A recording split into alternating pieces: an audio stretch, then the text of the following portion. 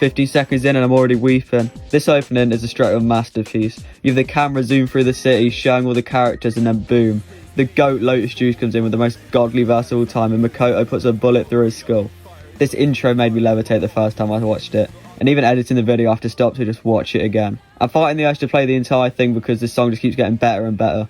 But with that being said, there's no doubt that Persona games are all stylish beasts, and this all comes down to the atmosphere of Persona. So today I want to ramble a bit about the beauty of Persona's atmosphere. Well, 3 Reload, 4 and 5, because I haven't played the first 2. So to start this yap session, I want to talk about the most important part of any RPG, the menus. Each game's menus are themed around each game's main colours, 3s being blue to show the darker themes of the game, also featuring the colour green in some parts of the game, showing the theme of decay and death. Things like how Personas are summoned also linking back to death, literally having to put a gun to your head and pull the trigger.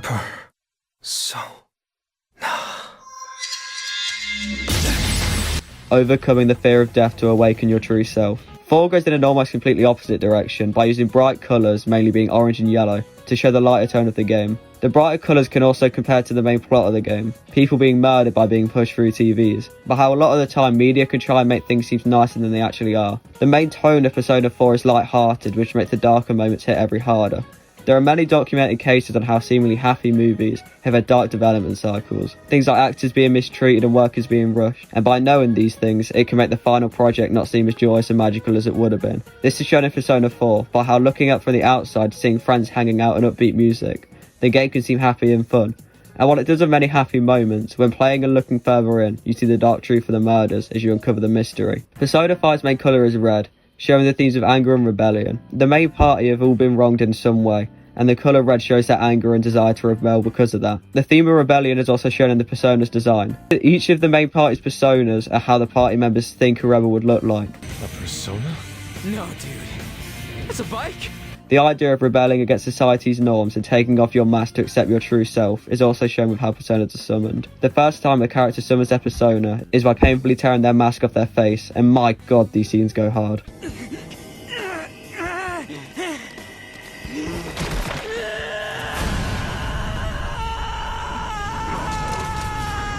But anyway, back to the menus. Persona 3 Reload's menu is amazing, having a predominantly blue sign and white colour palette. Open it, the main character dives onto screen and follows you through every screen, holding a shard of glass showing which party member you're viewing, holding a card showing each social link in their arcana, reaching out for the items you select, all while the most beautiful life-changing music plays. Persona 4's is mainly yellow and orange and first appears as a big stripe, with bold black and white letters showing the main menu options. The strip also has colours like green, white and blue, representing old TV static. The menu is far more simply laid out than the other two, mainly because it's the oldest of the 3, but I think the simpler design makes it feel almost like you're flicking through a TV channel when navigating the sub-menus, or while upbeat, brain-cleansing music plays. 5 start off strong by slapping you in the face and having a mainly red, white and black colour palette. All the letters of the menu options being made out of letters from newspapers, like the calling cards. Joker swiftly glides around the menus as you flick through, either being in the shadows or on the attack, all whilst calming jazz music or upbeat music plays. But what's the point in good menus if you don't have good places to open them in?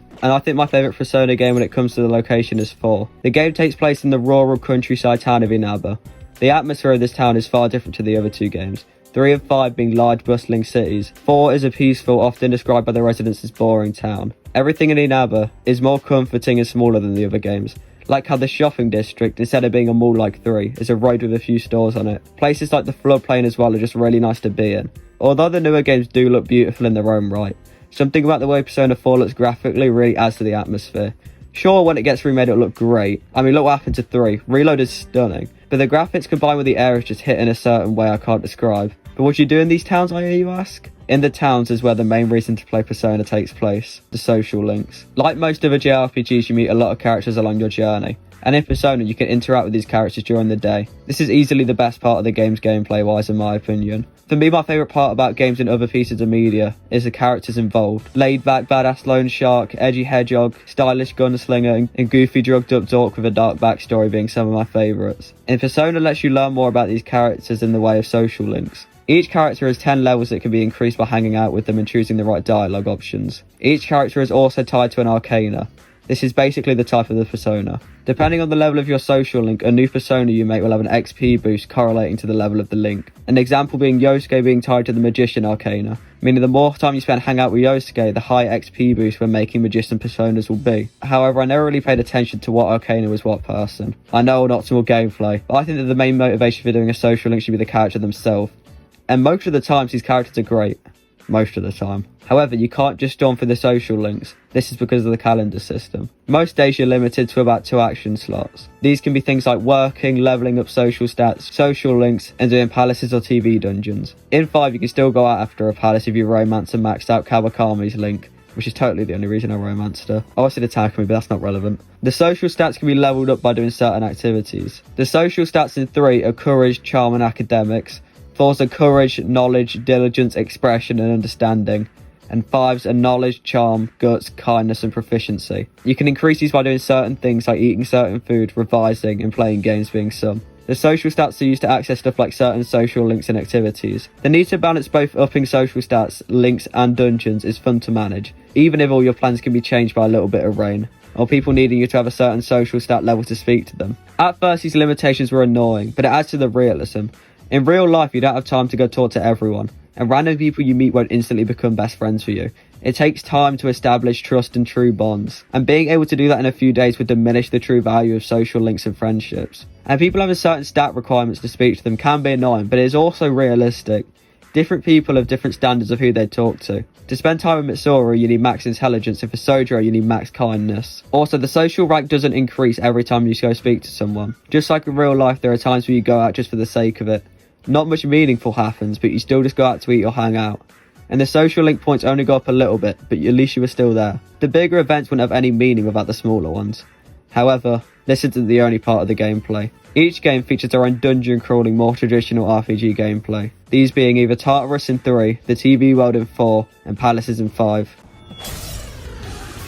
All the gameplay is overlaid with the most beautiful eye-cleansing visuals, apart from 4 I guess, but I like it. But my god, the music back in these is mesmerising as well. The combat is built on the main system with SP and HP. You probably all know how these works. HP is health and SP is for special moves. Each persona has its own type and properties. Depending on this, they will have strengths and weaknesses. By using a special move on an enemy weak to it, you can stun them and get another turn. This can be used to attack again or pass the turn to another party member. Doing this, eventually cracking all enemies, you can perform an all-out attack. And these are done the best in 5 in my opinion. Like, just watch this.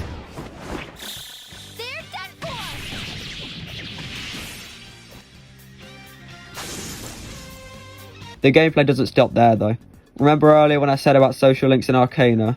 Well, while your party members are stuck with one persona, you're the wild card and you can wield multiple. Finding personas around these dungeons, you can combine them to make new and better ones. The combat itself takes place in each game's respective dungeons. Obviously, I've already said 3 being Tartarus, a seemingly never-ending tower, 4 being the TV worlds, the minds of the people that are thrown in there by the villain. I won't spoil to you if you somehow haven't already been. And 5 being palaces, the inside of the mind of the person you're trying to change. The TV world is my favourite in concept, and I think when 4 gets remade, they should go the 5 route of handmade dungeons instead of randomly generated. I get why they kept it in Reload because of lore reasons, but I think 4 would heavily benefit from the better dungeon design. Each TV had you travel through a location based on a part of the person you're trying to save that they're trying to hide. Once you get to the end and defeat their shadow, they can embrace their true self. But now's the time I mention one of the parts of the Persona series I'd say it's mainly known for: the music.